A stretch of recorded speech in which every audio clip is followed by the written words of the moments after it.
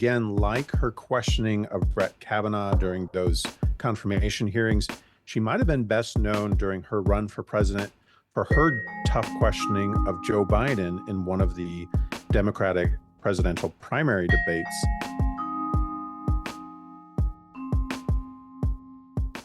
Hi there, it's WAMC News Director Ian Pickus. And on this episode of the WAMC News Podcast, what we talk about when we talk about Kamala Harris. While Democrats hope Vice President Kamala Harris can turn around their November chances now that President Biden is out, it's fair to say much of the country is considering what a Harris presidency would look like for the first time. Harris is a former California State Attorney General and U.S. Senator, and her time in those roles is sure to attract a new round of scrutiny as a matchup with former President Donald Trump looms in November. Well, for some context, we called up Chris Nichols, politics editor at Capital Public Radio in Sacramento. Chris, thank you so much for being here. Ian, it's great to be with you. Always good to talk to a fellow state capitol political person. So how is the news being received in Harris's home state of California so far? Well, I think among Democrats, they're sort of re-energized. I think that they looked at Harris as sort of a natural pick, being the vice president. She certainly accomplished quite a bit in California, as you mentioned, being elected twice as attorney general, before that as San Francisco's district attorney. So I think there is a new energy, at least among her supporters, Democrats in our state. Does she still retain a strong base and a strong operation in California? You know, I think California serves as a strong base for really any Democrat. I mean, it's certainly a place where politicians of all stripes come to raise money in places like Silicon Valley and in Los Angeles. But yeah, I would say that California certainly, statewide elections, Democrats fare very well. And I think Harris can count on quite a bit of support from her home state. So going back a few decades here, how did Harris get into politics in the first place? Well, her start in politics is really intertwined with her start in law enforcement. She began her career working as a county prosecutor in the San Francisco Bay Area. And then in 2003, she was elected as the city of San Francisco's district attorney. And after 2 terms in that position, she won a very close statewide race to become California's attorney general in 2010. And that really launched her career to a new level. What were some of the things that she focused on and prioritized as AG? Well, as we think about her career as attorney general, I think it's important to keep in mind that in speeches and also in her memoir, Harris has kind of cast herself as a prosecutor who fought from the inside for progressive change. And she did have some notable accomplishments along those lines as attorney general. For example, she led the effort to create California's first statewide training aimed at eliminating implicit bias in law enforcement. And she also put in place a body camera pilot program for all law enforcement agents working at her attorney general's office to increase transparency. But also during her time as attorney general, and also as she was running for U.S. Senate later in 2016, she was criticized by some on her left for remaining silent on certain reforms. For example, Harris declined to take public positions on ballot measures to shorten certain criminal sentences and also to legalize recreational marijuana. And those reformers saw both of those efforts as ways to help disadvantaged communities. Already in this nascent now campaign for president, some Democrats have been drawing a contrast between former President Trump, who's now a convicted felon, and Harris, who was, as you say, known as a prosecutor. Do you think she will play up that aspect of her background in this campaign? You know, I think she will. I think that's a natural role given her career, her long career as a prosecutor. And I think one very well remembered moment during her time as a senator was her questioning of Brett Kavanaugh during his Supreme Court confirmation hearing. She had some sharp and forceful questions and exchanges with Kavanaugh, exchanges that went viral on social media and further elevated Harris as a national figure. So I think it only, would be natural that she would again rely on those prosecutorial skills as she questions Donald Trump in the race for president.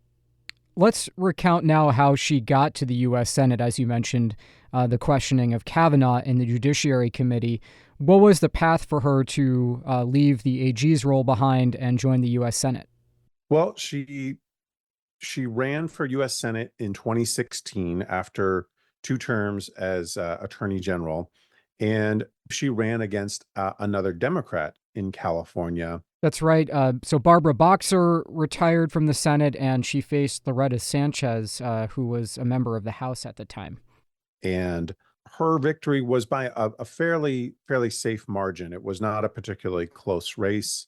Um, and again, she had already gained statewide a higher statewide profile by serving in that prominent post as Attorney General. So what kind of profile did she build in the Senate in the time she was there? Well, like a lot of Democrats in the Senate during the Trump administration, she spoke out against Trump's border wall proposal, his decision to pull out of the Paris Climate Agreement. She was known for supporting increases to things like the minimum wage. She co-sponsored the Green New Deal. She also supported plans to improve teacher compensation. So she, along with that and her questioning, as I mentioned, of Brett Kavanaugh, those were really the core elements of her time in the Senate. Now, I want to ask you about some other key figures in California politics. I think it's fair to say, and correct me if I'm wrong, but Harris and Governor Newsom have had a long and kind of tangled relationship. They've emerged, I think, today as political allies, but it's taken a while to get there. And Newsom, of course, was mentioned as a possible stand-in for President Biden before Biden endorsed Harris in this fall election. So what can you tell us about Newsom's profile going into November? Publicly at least, Governor Gavin Newsom has only been a supporter of his fellow Democrats, certainly for President Joe Biden, also for Kamala Harris. When the news broke about Biden stepping aside and then endorsing Kamala Harris, within a few hours, Governor Gavin Newsom did also throw his support behind Vice President Kamala Harris. So there's really no public daylight between the two. As you mentioned, Newsom, he does have a national profile. He's traveled the country. He's put himself in prominent places, either on national TV networks, speaking to the New York Times for stories and campaigning. So there's no doubt that he has his own national aspirations, but at least in this moment, he is fully supporting Kamala Harris for president. Let's talk now about the former Speaker, Nancy Pelosi, another high-profile California Democrat who was said to be instrumental in the pressure campaign for President Biden to end his reelection campaign. She has now endorsed Vice President Harris for president. What role do you see Pelosi playing as we go forward into the fall? I think Pelosi, like Newsom, certainly a very well-known Californian, probably better known on a national stage, given her role as Speaker. I think she'll play an important role backing Harris, backing the Biden-Harris administration, talking about its track record, its accomplishments. She is still I think she is a Democrat who has a lot of trust among other Democrats across the country for her leadership and her skill, her political skill. So I think you will see her out on the campaign trail backing both Harris and whoever Harris chooses as a potential running mate in this race for president.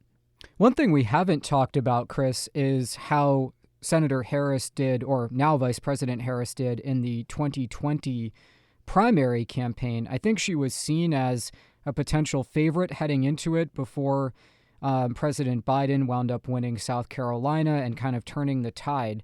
Did we learn anything about her as a public national figure in that campaign cycle that stands out to you? I think, again, like her questioning of Brett Kavanaugh during those confirmation hearings, she might have been best known during her run for president for her tough questioning of Joe Biden in one of the Democratic presidential primary debates. She certainly brings those skills, again, as a prosecutor to the table. She can bring sharp questions to any debate. And I think we'll see her use those skills as she runs for president.